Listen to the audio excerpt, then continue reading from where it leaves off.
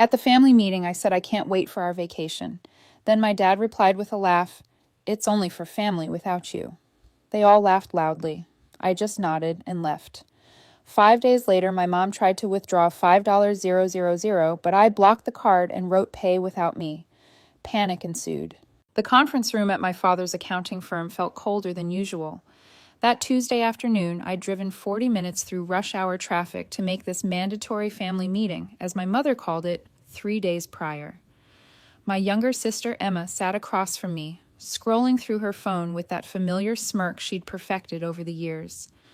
My brother Tyler leaned back in his leather chair like he owned the place, which made sense considering Dad had just made him junior partner last month. I was 28 years old, the oldest of 3 children, and somehow I had become invisible in my own family. "Regina, put your portfolio away," my mother said, glancing at the folder I'd brought containing property listings. "This isn't about your little real estate hobby." Little hobby. I'd closed over $2 million in sales last quarter, but sure, let's call it a hobby. Dad cleared his throat, and everyone's attention shifted to him like planets orbiting the sun. "We're here to discuss our annual vacation. Your mother and I have decided on Hawaii this year, 2 weeks at a resort in Maui." My face lit up despite myself. "That sounds incredible. I've always wanted to see." "It's only for family. Without you," Dad said, cutting me off with a laugh that seemed to surprise even him with its cruelty. The room erupted. Emma doubled over in her chair. Tyler slapped the table, and my mother covered her mouth as her shoulders shook with laughter. The sound echoed off the mahogany walls, bouncing around my skull like a pinball.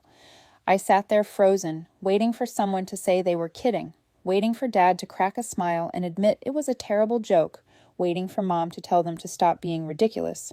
Nobody did.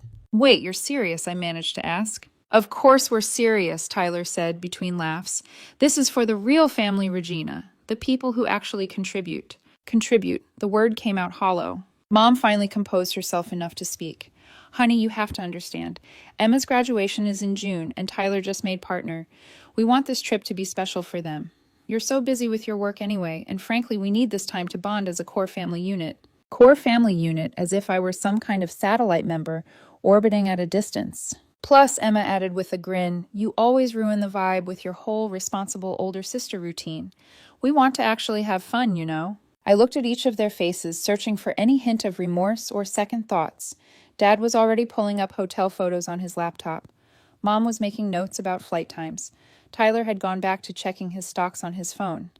Emma was texting someone, probably her boyfriend Jake, sharing the hilarious story of how they'd just excluded her older sister from the family vacation. "Okay," I said quietly. They didn't even look up. I gathered my things, pushed my chair back carefully so it wouldn't scrape against the expensive flooring, and walked toward the door. My hand was on the handle when Dad called out, "Oh, Regina, one more thing. We're going to need you to cover the office while Tyler's gone. Just the basic stuff, answering phones, that sort of thing." I didn't trust myself to speak, so I just nodded and left. The drive home was a blur. I lived in a modest condo downtown. Nothing fancy, but it was mine. I'd bought it myself 3 years ago when the market dipped. My parents had called it premature and risky, but now it was worth 30% more than I'd paid. I sat in my kitchen that night, staring at my laptop screen, unable to focus on the Henderson property analysis I needed to finish. My phone buzzed with messages in the family group chat. Emma sent photos of bikinis she was considering. Mom posted links to restaurants in Maui. Tyler contributed nothing as usual, but reacted to everything with thumbs-up emojis. They'd added me to every planning conversation, making me watch them, coordinate a trip I wasn't invited to join. Here's what they didn't know. 3 years ago, when I bought my condo, I helped my parents restructure their finances. They were drowning in credit card debt, had taken out a second mortgage, and were facing some serious tax issues because Dad's firm had hit a rough patch. I spent 6 months working with their accountant, their bank, and a financial advisor to clean up the mess. As part of that process, I became a joint account holder on their primary checking account. Not because I wanted control, but because the bank required it for the debt consolidation loan I co-signed. My excellent credit had saved them from bankruptcy. They'd forgotten about it entirely. Why wouldn't they? I'd never touched the account, never questioned their spending, never even logged in to check the balance. I was just a name on some paperwork they'd shoved in a drawer and forgotten about. I opened my banking app and navigated to the joint account. Current balance, $47,382. I sat there for a long time thinking about that conference room, thinking about Emma's laughter and Tyler's dismissive comments, thinking about my mother calling my career a hobby and my father saying I wasn't family enough to join them on vacation. The next morning, I drove to my bank and spoke with my account manager, a woman named Patricia, who'd helped me buy my condo. I need to implement spending controls on a joint account, I told her. Patricia pulled up the account details. You have full authority here as a joint holder. What kind of controls are we talking about? I want to require my approval for any withdrawal or charge over $100. She looked at me over her reading glasses. That's going to lock down the account pretty significantly. I know. Are you sure about this? Regina. These kinds of moves can cause family drama. I thought about the conference room again. The laughter. The casual cruelty, I'm sure. It took about 20 minutes to set up. Patricia walked me through the digital authorization system, showed me how I'd receive requests on my phone, and explained that any attempt to withdraw or charge more than $100 would be automatically declined until I approved it. The account holders will be notified, Patricia warned. They'll see that restrictions have been placed. That's fine. I went about my week as normally as possible. I showed 3 houses on Wednesday, closed a deal on Thursday, and had lunch with my friend Rachel on Friday. She'd been my roommate in college, and she was one of the few people who truly understood how complicated my family dynamic was. So they're really just leaving you behind? Rachel asked, shaking her head over her Caesar salad. Apparently I'm not part of the core family unit, I said, surprised at how steady my voice sounded. That's insane. You're the one who helped them avoid foreclosure. They don't see it that way. To them, I'm just the oldest kid who moved out and got a job. Tyler's the favorite because he works with Dad. Emma's the baby who can do no wrong. What are you going to do? I shrugged. I'm figuring it out. The family group chat continued its excited chatter. They booked their flights for the following Tuesday. Mom posted a countdown every morning. 5 days until paradise and 4 days until family time. I muted the notifications. Sunday afternoon, my phone rang. Dad's name appeared on the screen. I let it go to voicemail. He called again 5 minutes later. Then Mom called. Then Tyler. I was at the grocery store carefully selecting produce when my phone started buzzing nonstop. The group chat was exploding with messages, but because I'd muted it, I couldn't see what they were saying. Finally, I stepped outside and checked. Mom Regina called me immediately. Dad, we have a serious problem with the bank account. Tyler, what did you do? Emma, this is so typical of you. I called my mother back. She answered on the first ring. Regina Elizabeth Parker, what have you done? Her voice was shrill, panicked. I'm at the grocery store, Mom. What's wrong? The bank account is frozen. I tried to withdraw money for the trip and it was declined. Then I tried the credit card linked to that account and it was declined too. The bank says there are restrictions requiring authorization from another account holder. Oh, I said, calmly examining a display of apples. That would be me. The pause that followed felt like it stretched for an eternity. I could hear my mother breathing on the other end, processing what I'd just said. Around me, other shoppers continued their mundane Sunday errands, completely unaware that my entire relationship with my family was imploding over produce. I don't understand, Mom finally said, her voice dropping to something between confusion and disbelief. Why would the bank give you control over our account? They didn't give me control. I already had it. I've been a joint holder for 3 years, remember. You and Dad needed my credit score to qualify for the debt consolidation. The bank required me to be on the account as collateral for co-signing. I moved my cart toward the dairy section, keeping my voice level and professional, as if we were discussing grocery lists instead of financial warfare. But you've never done anything with the account before, she said, and I could hear the wheels turning in her head, trying to understand this shift in family dynamics. That's because I trusted you. I trusted that even though I had access, you'd never give me a reason to use it. Turns out I was wrong about that. Regina, honey, you're being irrational. We can talk about this after the trip. We can sit down as a family. And we did sit down as a family. I interrupted my calm facade, cracking just slightly. Last Tuesday in Dad's conference room, that's when you all decided I wasn't worth including. It wasn't like that then. What was it like, Mom? Because from where I was sitting, it felt pretty clear. Dad made a joke about me not being family. Everyone laughed. Nobody apologized. Nobody said, "Wait, that's too far."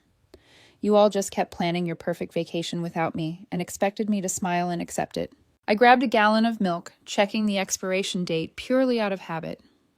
These mundane actions felt surreal against the backdrop of our conversation. You're twisting everything, Mom said, her voice taking on that martyr tone she used when she wanted to be the victim.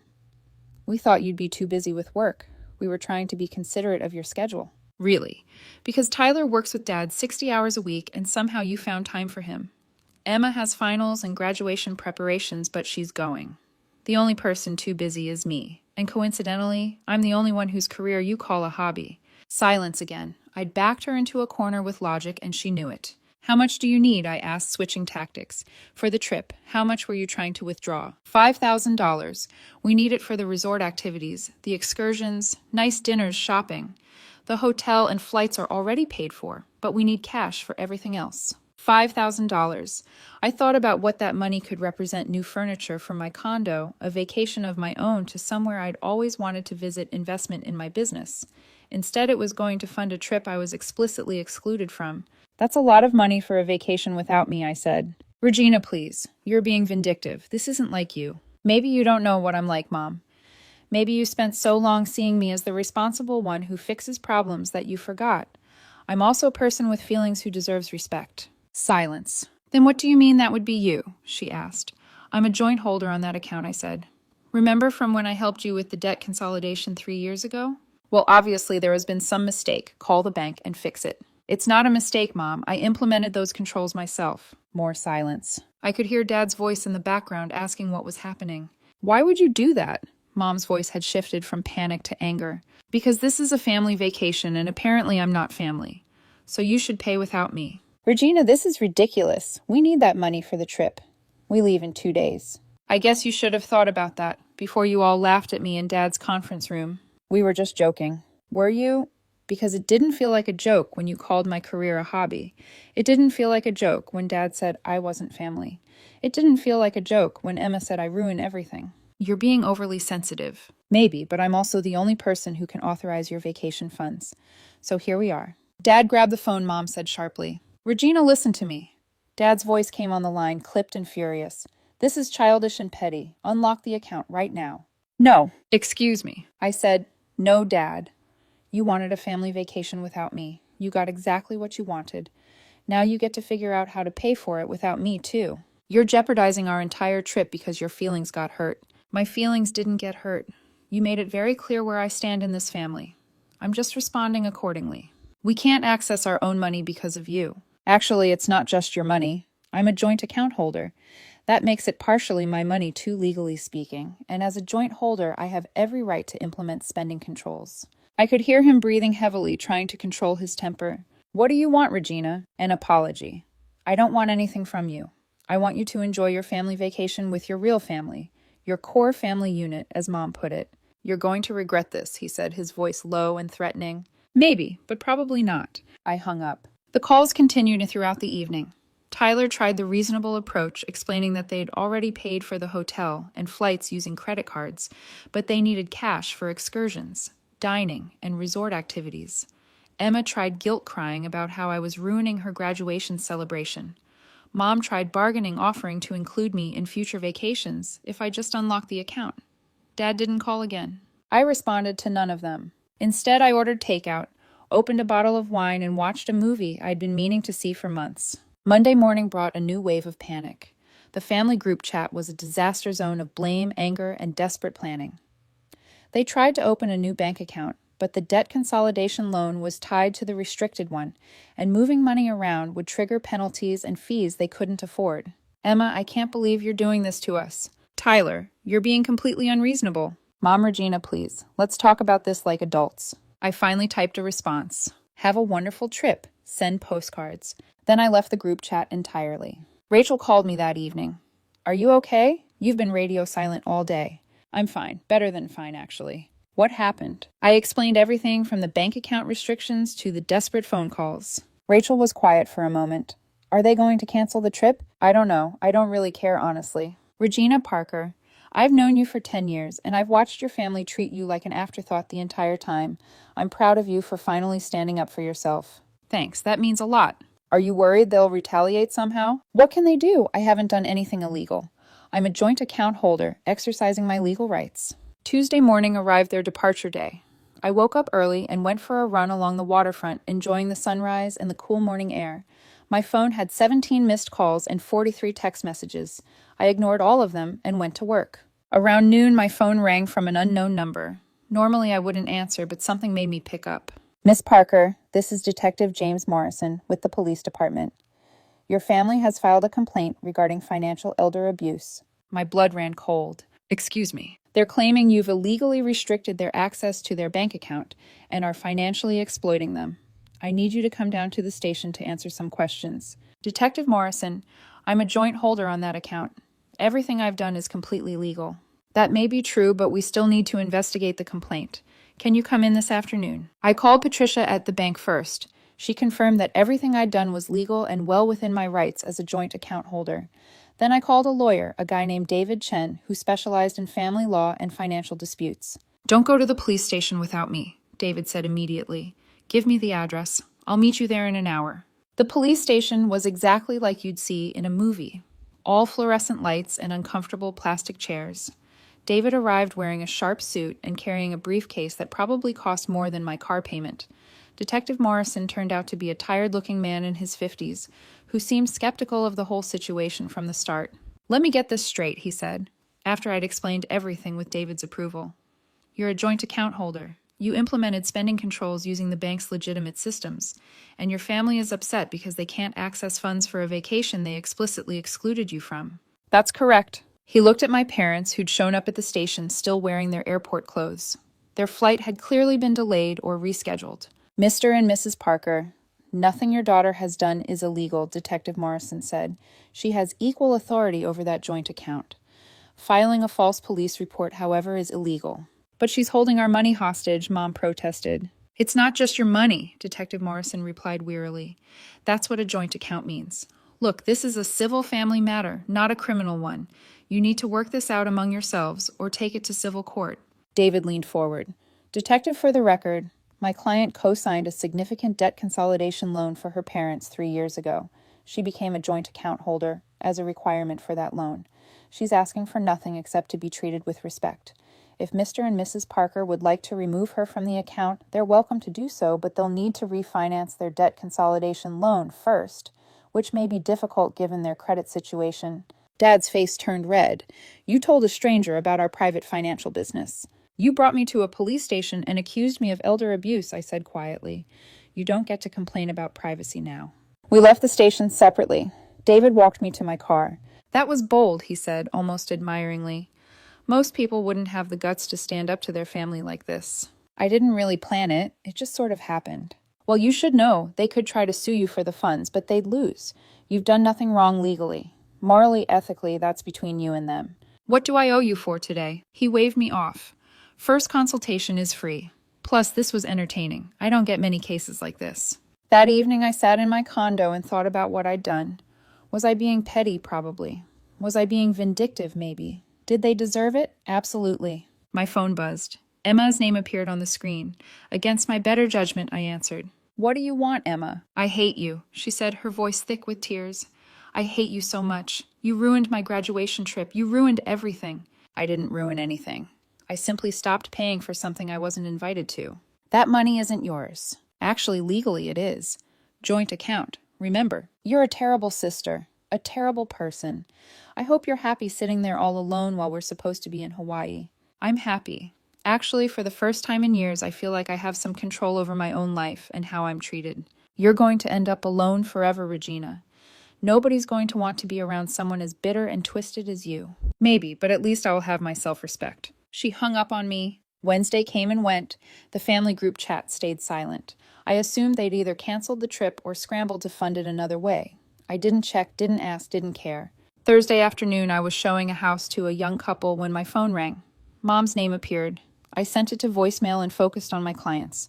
She left a message. Regina, it's your mother. We need to talk. Please call me back. I didn't. Friday evening, Rachel came over with pizza and wine. Okay, she said. Spill. What's the latest? Nothing. Radio silence since Tuesday. Do you think they canceled the trip? I have no idea. How do you feel about all this? I considered the question carefully. Honestly, I feel free. Like I've been carrying this weight for years, trying to be the good daughter, the responsible one, the person who fixes everything and asks for nothing in return. And they still treated me like I was disposable. You were never disposable, Regina. You were just surrounded by people too selfish to see your value. Maybe that's what I needed to understand. My worth isn't determined by whether they appreciate me. Rachel raised her wine glass. To finally standing up for yourself. To finally standing up for myself, I echoed, clinking my glass against hers. The weekend passed quietly. I deep cleaned my condo meal, prepped for the week, and caught up on reading. It was peaceful in a way my life hadn't been for a long time. Monday morning brought an unexpected visitor. I was getting ready for work when someone knocked on my door. Through the peephole, I saw Tyler standing in the hallway looking uncomfortable. I opened the door, but didn't invite him in. What do you want? Can we talk? We're talking now. He shifted his weight from foot to foot. Can I come in? No. Regina, come on. Don't be like this. Like what? Like someone who doesn't want to welcome a person who laughed at her and called her unimportant. He flinched. I came to apologize. Okay, apologize. Not out here in the hallway. Then I guess you're not apologizing. We stared at each other for a long moment. Finally, he sighed. Fine, I'm sorry for what we said at the meeting. It was cruel and uncalled for. Anything else? We didn't go to Hawaii. We couldn't afford it without access to the main account. Emma's devastated. Mom's barely speaking to Dad. The whole family is falling apart. And you think that's my fault, isn't it? No, Regina. You all made a choice to exclude me and mock me. I made a choice to stop funding people who treat me terribly. Those are separate choices with separate consequences. We're family, Tyler said. Family forgives. Family also respects each other. Family doesn't laugh when someone's hurt. Family doesn't call someone's career a hobby or tell them they're not part of the core unit. So what now? You're just done with us? I don't know. What I do know is that nothing changes if I just roll over and pretend this didn't happen. You all need to understand that actions have consequences. Dad's talking about removing you from the account and refinancing the loan. That's his choice. I hope his credit has improved since I co-signed 3 years ago because he's going to need it. Tyler looked at me like I was a stranger. Maybe I was. Maybe the person they'd taken for granted for so many years had finally evolved into someone who wouldn't tolerate disrespect anymore. Mom wants to have dinner this weekend, he said. All of us. To talk. I'll think about it. Regina. I said I'll think about it. Now I have to get to work. I closed the door and leaned against it, my heart pounding. Confrontation had never been my strength, but something had shifted inside me that day in the conference room. Some fundamental understanding that being family wasn't enough if the relationship was toxic. That evening I called Patricia at the bank. I want to know what my options are, I told her, regarding the joint account. Are you thinking of removing yourself? Maybe, but I want to understand the implications first. She explained that removing myself would require my parents to refinance the debt consolidation loan within 60 days, or the entire balance would become due immediately.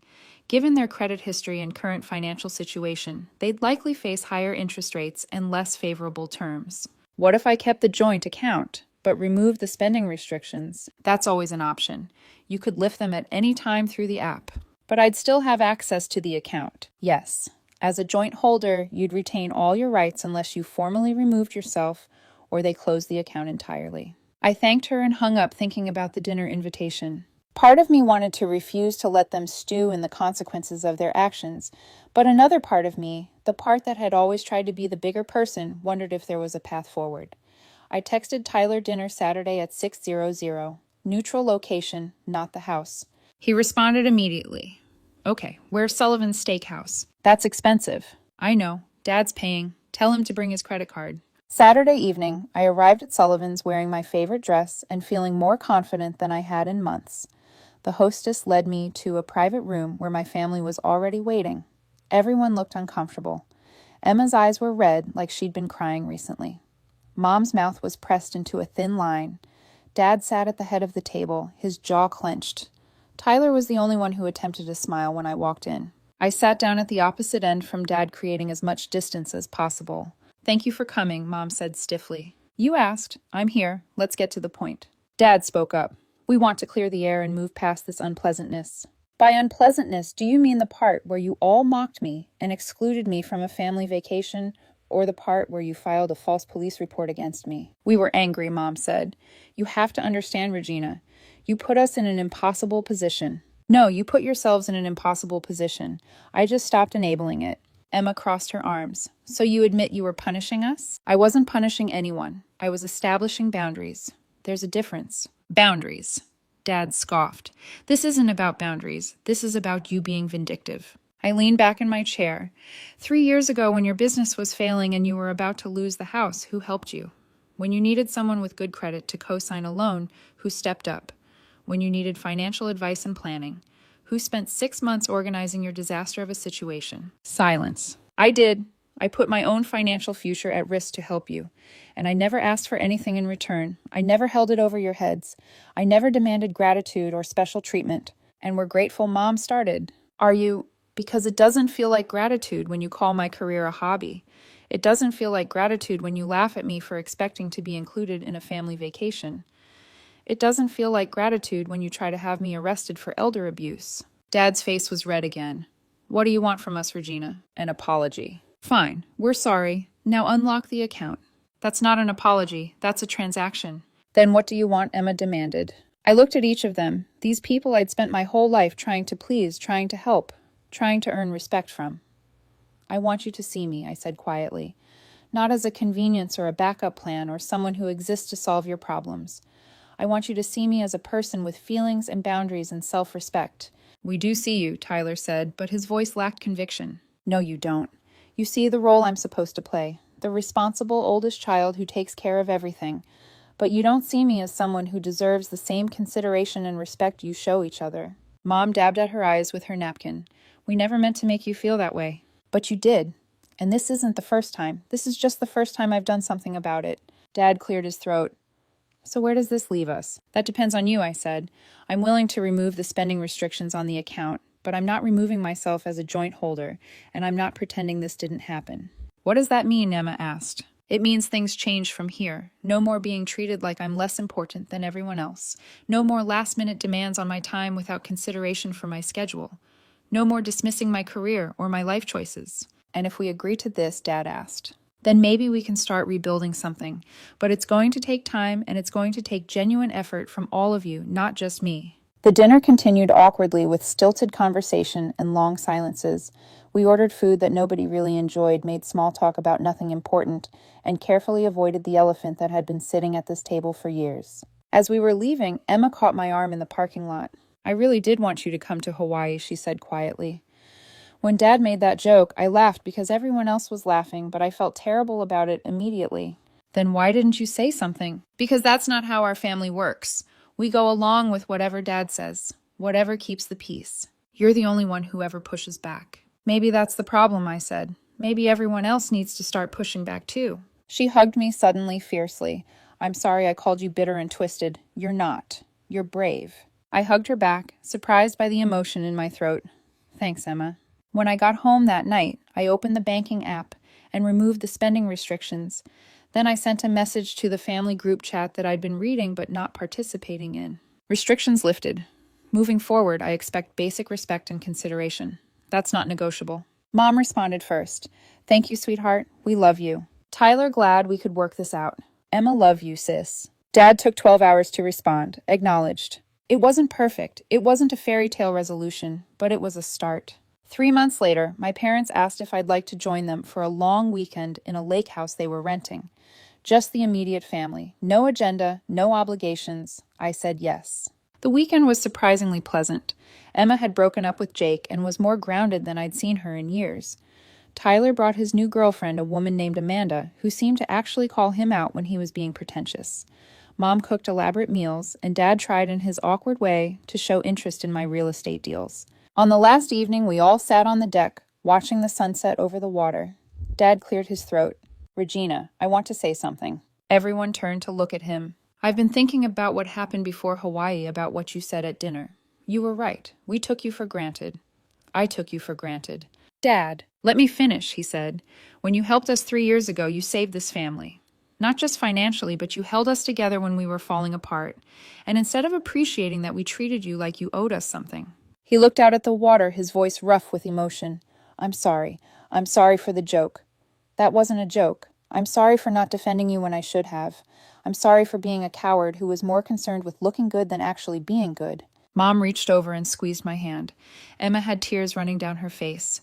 Tyler nodded slowly, like pieces were clicking into place for him too. Thank you, I said. That means more than you know. I also want you to know, Dad continued, that we started paying down the debt consolidation loan ahead of schedule. In about 18 months, we should have it paid off completely. And when we do, we'd like to formally remove you from the account with our thanks and our blessing. You've carried that weight long enough. I felt tears prick my eyes. I appreciate that. We're going to do better, Mom said. All of us. No more taking each other for granted. Emma raised her wine glass. To family. The real kind where everyone matters. We all raised our glasses and toasted to new beginnings. The story could end there with everything tied up neatly, but life isn't neat and families are complicated. There were still hard moments ahead, still times when old patterns tried to resurface, but something fundamental had shifted that day in the conference room and in the weeks that followed. I'd learned that self-respect isn't selfish, that boundaries aren't cruel, that standing up for yourself doesn't make you a bad person, even when people you love try to make you feel like it does. And my family learned that taking someone for granted doesn't just hurt that person. It damages everyone involved, eroding trust and connection until nothing genuine remains. 6 months after the lake house weekend, I sold a commercial property that earned me the biggest commission of my career. That evening, I treated myself to dinner at an expensive restaurant. I sat alone at a table with a view and felt genuinely completely content. My phone buzzed with a text from Emma. Heard about your huge sale. So proud of you. Then Tyler. Congrats on the Henderson building deal. That's huge. Then Mom. Your father and I are so proud of you, sweetheart. You've built something remarkable. Finally, Dad. Well done, Regina. You've earned every bit of your success. I smiled and put my phone away. The validation felt nice, but I didn't need it anymore. I'd learned something more valuable than their approval. I'd learned my own worth, and nobody could take that away from me. Ever.